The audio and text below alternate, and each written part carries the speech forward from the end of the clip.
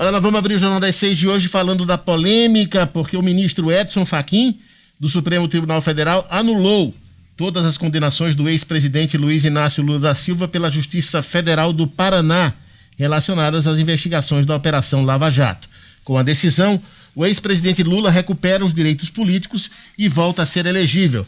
Para falar mais sobre essa decisão, além de Gustavo Negreiros e de Dinarte Assunção, já está aqui conosco na linha o advogado Gleidson Oliveira, nosso consultor jurídico. Boa noite, doutor Gleidson. Boa noite, Enio. Boa noite, ouvintes e telespectadores da 96. Gleidson, em que se baseou essa decisão do ministro Edson Fachin?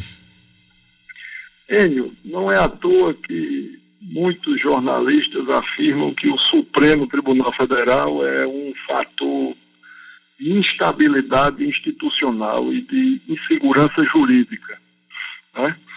Após mais de 4 anos das condenações, né, 2 condenações que o ex-presidente Lula sofreu, a comunidade jurídica é surpreendida com essa decisão do ministro Fachin, que reconhece a incompetência da 13ª Vara Federal do Paraná para julgar 4 ações penais do presidente Lula, do sítio, do triplex e 2 do Instituto Lula. Esses temas já tinham sido decididos pelo Supremo Tribunal Federal em várias oportunidades e o Supremo tinha definido a competência do juiz Moro. O que está por trás aqui, Enio, não é uma questão técnica nem tampouco jurídica. O que está por trás é que, a partir do instante em que vieram à tona as mensagens, né, trocadas entre os procuradores da República e o juiz Moro, né, todas essas mensagens conduziam à interpretação de que o Supremo iria reconhecer a suspeição do juiz Moro. E em sendo reconhecida a suspeição do juiz Moro, abria-se margem para a anulação das condenações tanto do ex-presidente Lula como dos demais casos, dos demais investigados que tinham sido condenados. Então, essa decisão de hoje do ministro Fachin tem que ser lida como uma tentativa de não apenas anular as condenações do presidente Lula, evitando que o Supremo declarasse a suspeição do juiz Moro, e para resguardar ainda as outras condenações da Lava Jato. Porque não se engane, Enio, se o Supremo declarasse a suspeição do juiz Moro, todos aqueles que foram condenados pela Lava Jato iriam pedir, no mesmo sentido, o reconhecimento da suspeição. Doutor Gleidson. É uma instabilidade gigante que nós estamos vivendo. Doutor Gleidson, boa noite, Dinarte. O senhor falou aí dos 2 cenários.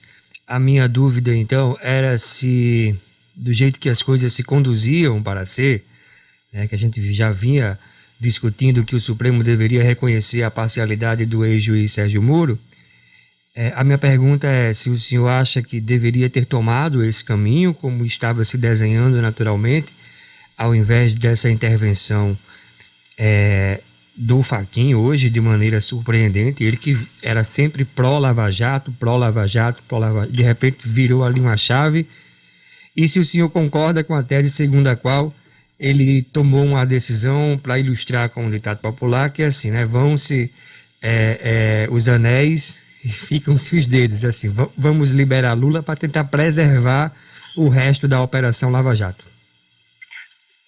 Dinarte, boa pergunta. Eu não tenho dúvida de que essa decisão do ministro Fachin foi tomada para manter algo da Lava Jato, né? Porque a situação que estava se desenhando para o habeas corpus do ex-presidente Lula na segunda turma caminhava para o reconhecimento da suspeição do juiz Moro, e provavelmente o próprio ministro Fachin ia ser voz isolada. O ministro Fachin, até essa decisão de hoje, sempre decidiu pró-Lava Jato.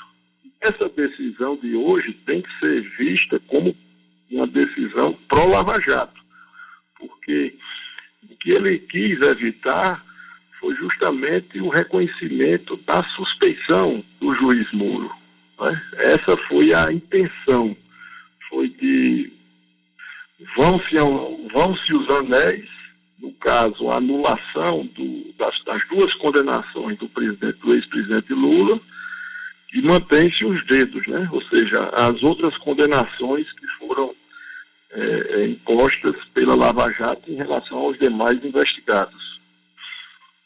Gleidson, uma pergunta, só para a gente dar uma contextualizada. O senhor disse que com essa decisão do ministro Edson Fachin, de uma certa forma, ele salva a Lava Jato. Ele salva a Lava Jato na medida em que aquelas pessoas, aqueles outros políticos que foram condenados, vão continuar condenados. Ele salva Lula, ele tira Lula desse processo para não julgar a parcialidade de Moro. E julgando a parcialidade de Moro, se ele realmente fosse julgado, Moro fosse declarado, como poderíamos dizer assim, culpado, tenha sido parcial no julgamento do presidente, cairiam todas as condenações. Basicamente é isso. Exato. Não que a decisão do Supremo fosse automática no sentido de anular as demais condenações dos outros réus. Né? Mas abriria um precedente. Abriria um precedente. Agora, não sejamos inocentes, né? Aqueles diálogos, né, que estavam, né, até então vindo à tona diariamente, né, os advogados do presidente Lula estavam dando ciência a todos, aquele modus operandi, com certeza, havia, não apenas em relação aos processos de que o presidente Lula foi réu, como também dos demais. Então, o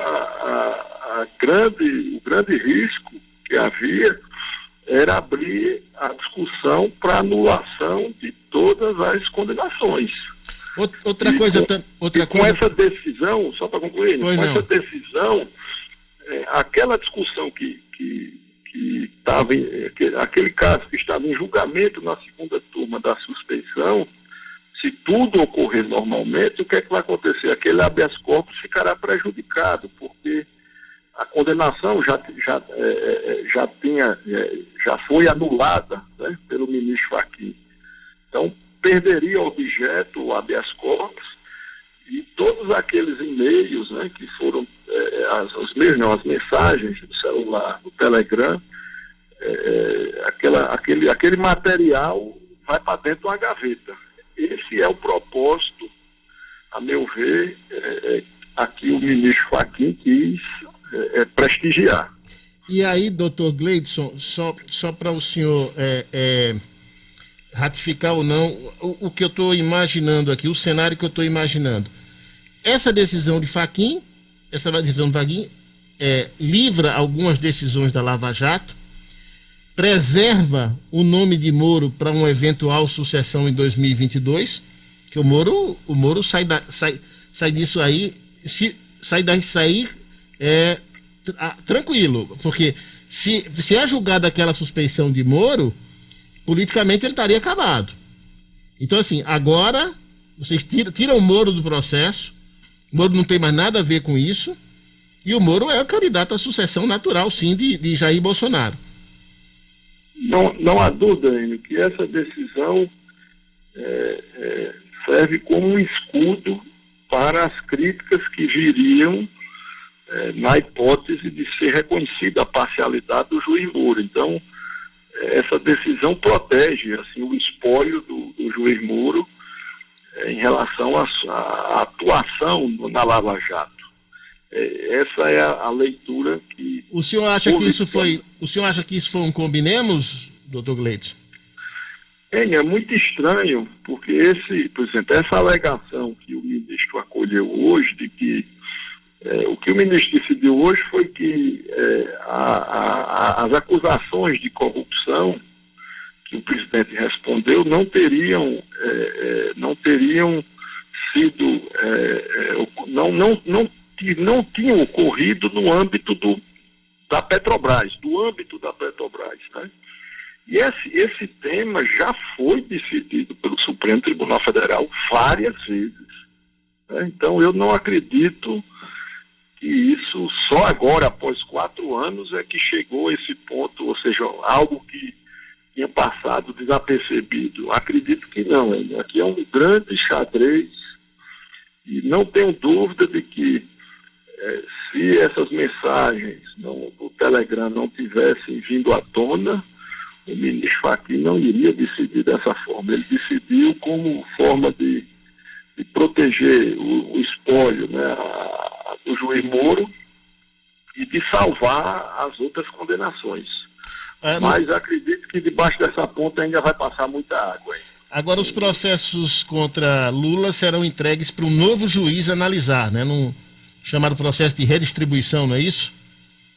O ministro determinou que essas 4 ações fossem redirecionadas para o juiz do Distrito Federal, a quem vai examinar se é o caso dele ter a competência, e todos os atos decisórios foram nulos. Então, em termos de elegibilidade, que é outra consequência importante, o presidente Lula voltou para o xadrez de 2022. E tem um detalhe também, né, doutor Gleidson? Esse novo juiz vai analisar também se Lula será julgado pelos casos ou não.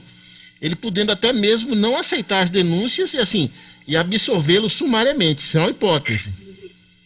Volta para estaca zero o processo, ou seja, volta para um instante, é como se nós voltássemos há mais de 4 anos para o momento inicial do processo, que é do recebimento ou não da denúncia. É humanamente impossível, acredito eu, que em razão desses 4 processos haver uma condenação em segunda instância a tempo de impedir que o ex-presidente Lula seja candidato. Voltou para o xadrez político. Doutor Gleidson, muito obrigado pela sua participação. Até a próxima. Tá bom, Enio. Boa noite a todos e um forte abraço. É isso aí. Luiz Inácio Lula da Silva de volta ao xadrez político do Brasil. Boa noite, Gustavo Negreiros. Boa noite, Inarte Assunção. Boa noite, Enio. Boa noite, Inarte. Boa noite a vocês, ouvintes da 96. Enio, o Brasil é desanimador. Esse é um país que não tem solução. Como o Brasil não tem solução e nós vivemos num avacalhamento geral, a decisão do Fachin foi sensacional. Olha, pessoal, eu não estou dizendo que o Fachin tem razão, não. Estou dizendo que entre a porcaria que a gente vive, o Fachin, ele foi sensacional. Fachin, ele resolve 3 problemas. O do PT, porque bota o Deus do PT que estava inelegível lá para a primeira instância, certo? Resolve o problema do PSDB, porque a suspeição de Moro iria simplesmente tirá-lo completamente do jogo político, ele seria desmoralizado e Moro fica preservado. E Fachin resolve principalmente a situação do STF, do Supremo Tribunal Federal. Por quê? Porque se sabia que o Supremo, em hipótese nenhuma, iria condenar Lula. Ao ponto que o Supremo reviu uma posição dele próprio, do próprio Supremo, dizendo que a execução da pena não poderia ser após a condenação em segunda instância. E todo o Brasil teve que pagar por causa de Lula essa decisão absurda do Supremo. Agora, o que é que o Supremo fez? Não vamos condenar Lula, a gente não vai em hipótese nenhuma. Mas se a gente tomar essa decisão da suspeição de Moro, a gente destrói por completo a Lava Jato. E destruindo a Lava Jato, a gente destrói a gente também. Então foi uma decisão de autopreservação. O que é que vai ocorrer agora? Agora o julgamento... E a maior parte das condenações da Lava Jato permanecem. Não, todas. Só foi anulado a de Lula. E agora aqueles que forem culpados vão ser culpados e aqueles que forem inocentes serão inocentados. Não vai ter o jogo político, porque isso foi político. Olha, o Aras vai recorrer ao plenário do Supremo. Sabe quanto é que vai ser para cá? 11-0. 11-0. Com isso, o Fachin conseguiu a união de todos os ministros. Pessoal, esqueça o jurídico.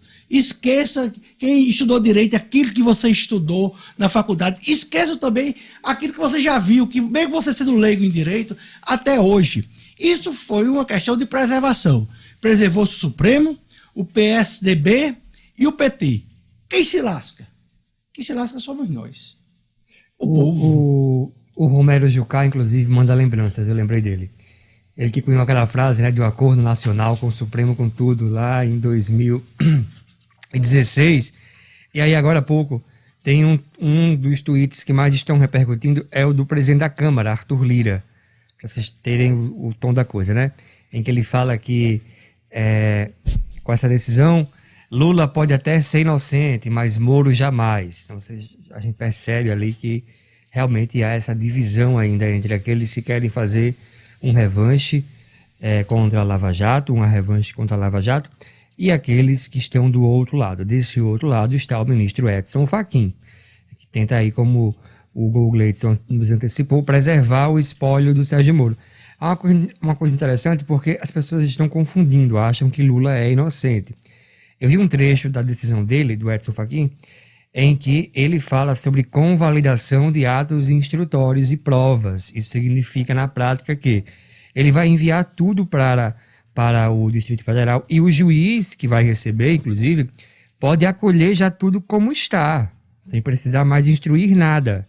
Mas tem que julgar em primeira instância. Mas tem que julgar em primeira instância. Observe, a decisão de Fachin hoje, ela derruba uma decisão do STJ, de 5 ministros do STJ que condenaram Lula, derruba a decisão do TRF4, de 3 desembargadores, e derruba a decisão de Moro. E derruba inúmeras decisões dele próprio e do próprio Supremo. Lula não iria ser condenado. E o que é que o Supremo faz? Tira esse problema. O processo de Lula só chega agora no Supremo daqui a 100 anos, ou 40. Daqui, ou 100, 40, Lula 50. já tem morrido. E ele já tem saído. Todos já. Então, assim, eles lavaram as mãos. Enio, aí você diz, Gustavo, e a justiça? A justiça fica daquela história PPP. Eu não posso nem falar o que é PPP, porque senão eu posso ser cancelado.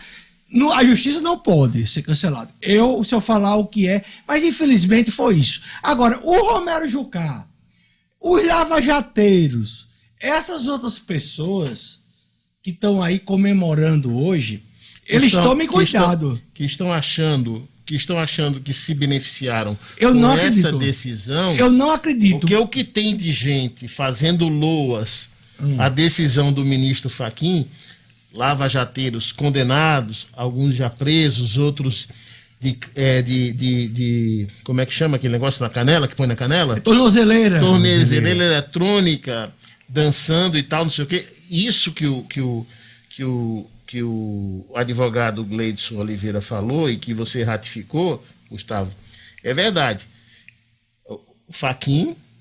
A decisão de Fachin, ele preserva o Moro, né? Agora é PSDB. Preserva o Moro PSDB, ou PMDB. Não, mas Moro vai pro PSDB. Enfim, eu não sei. Preserva o Moro, né?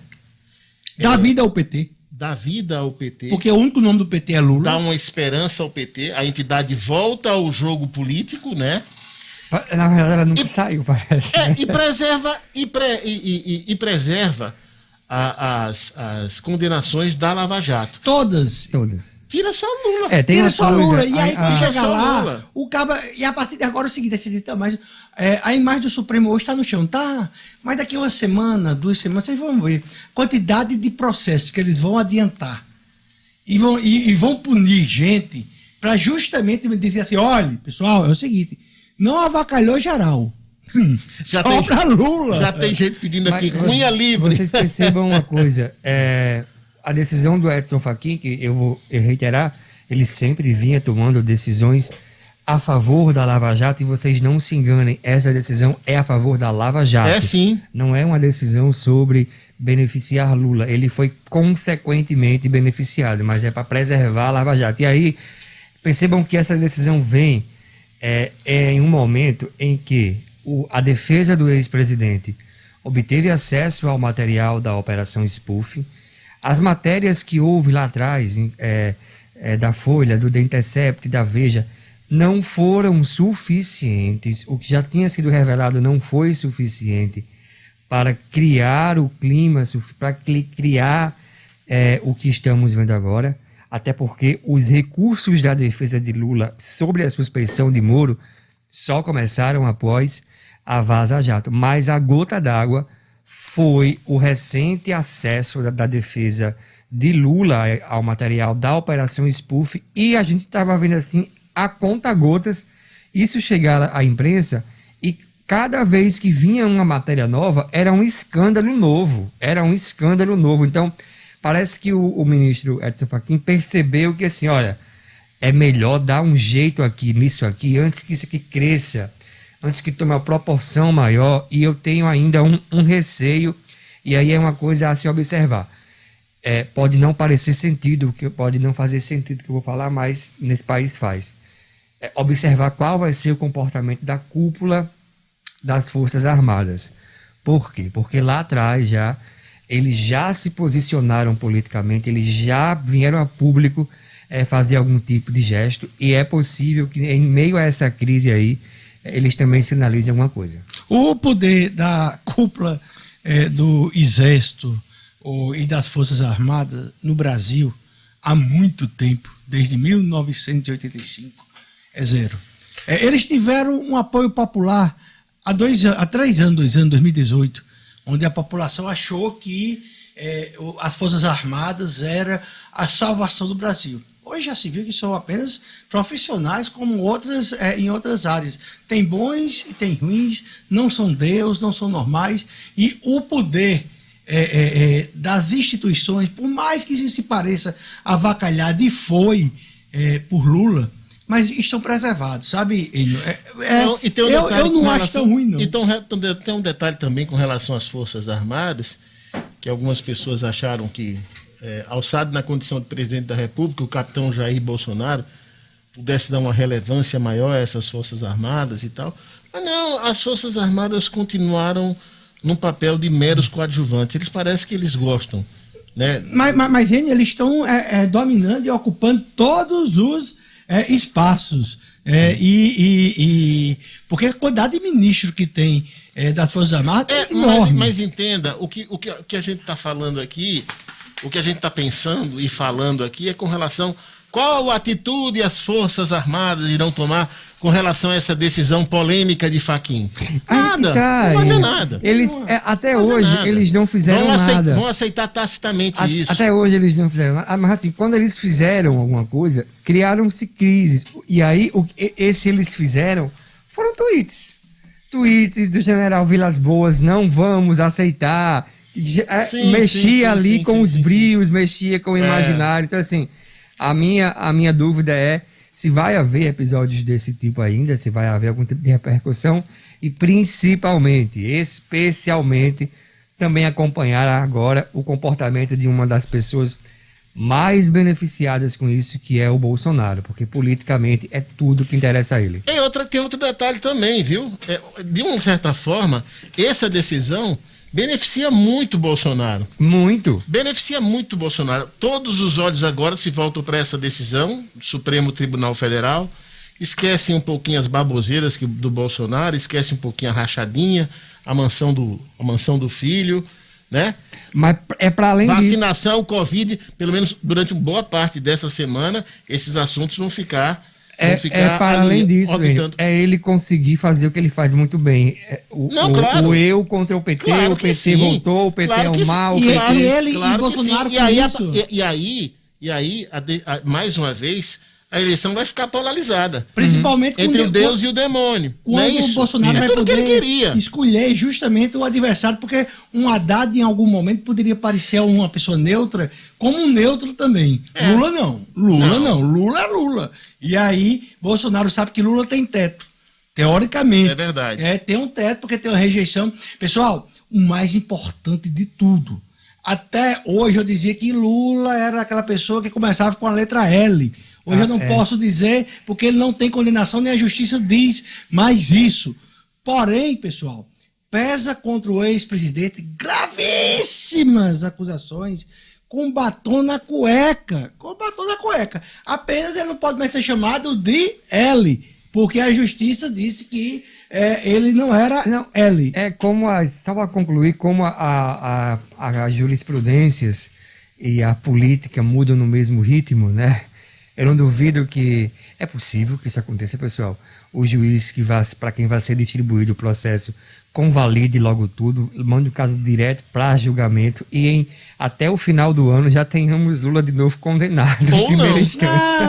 Não condena não. Lula não vai ser julgado antes, ele não é julgado antes de novembro de 2022. Em novembro, outubro de 2022, quando passar a eleição, que eu ainda acredito um pouco de lucidez ao brasileiro, cai-se o mito, de fato, nas urnas. Mito que não existia, que Fernando Henrique Cardoso deu 2 pau nele, no primeiro turno. Olha só, o Everton Farias dizendo, Enio, tá doido, Bolsonaro não é Deus. Deus aonde? Eu não disse que Bolsonaro era Deus. Contrário. Eu disse Deus e o diabo. O diabo é Bolsonaro e Deus eles vão se colocar como Deus e o diabo. Pra você, Everton, o diabo pode ser Bolsonaro. Mas eu acho que Bolsonaro... E pra mim, o Deus pode ser Luiz Inácio Lula da Silva. Não, mas Lula é colocado como Deus pelo PT e Bolsonaro é colocado como diabo. Mas o país dividido do jeito que tá... Qualquer um dos dois pode ser Deus e o diabo na terra. Bolsonaro já começou a capitalizar com o caso. Ele acabou de dizer que o Faquinha do PT. Ele sabe fazer muito bem. Mas agradou a todo mundo. E que o país agora está sendo relembrado das catástrofes. Olha. E como a Operação Mãos Limpas, essa Operação Lava Jato, de fato, ela fracassa no sentido que o grande chefe dela foi absolvido. É muito difícil lidar contra o sistema. É muito difícil lidar contra o poder constituído e uma cultura do atraso que tem aqui no Brasil. Esse cara, ele liderou, segundo o Ministério Público, não mais segundo o Judiciário, mas segundo o Ministério Público, uma quadrilha que desviou 60 bilhões da Petrobras. E tanto é verdade isso que esse dinheiro reapareceu. Reapareceu através de condenações e acordos de leniência, acordos de delação. Mas é isso, pessoal. Agora, inocente, nem um petista vai poder dizer. E pesa contra Lula o sítio, o apartamento, os desvios da empresa, um sítio que o pedalinho, é só um pedalinho, mas tinha uns vinhos, por que levaram os vinhos e toda a mudança do Palácio Planalto? Porque quando o Globo, que ele saiu em 2010, publicou que ele tinha comprado o triplex, não houve uma contestação do Palácio Planalto? Não houve, não tinha. Olha só, a Fafá Macedo Lelo está dizendo o seguinte, para mim são 2 diabinhos. Também não duvido não, Fafá. Eu tô com o Fafá. Olha só, vamos falar agora de política local. O Corregedor-Geral de Justiça, desembargador Dilermando Mota,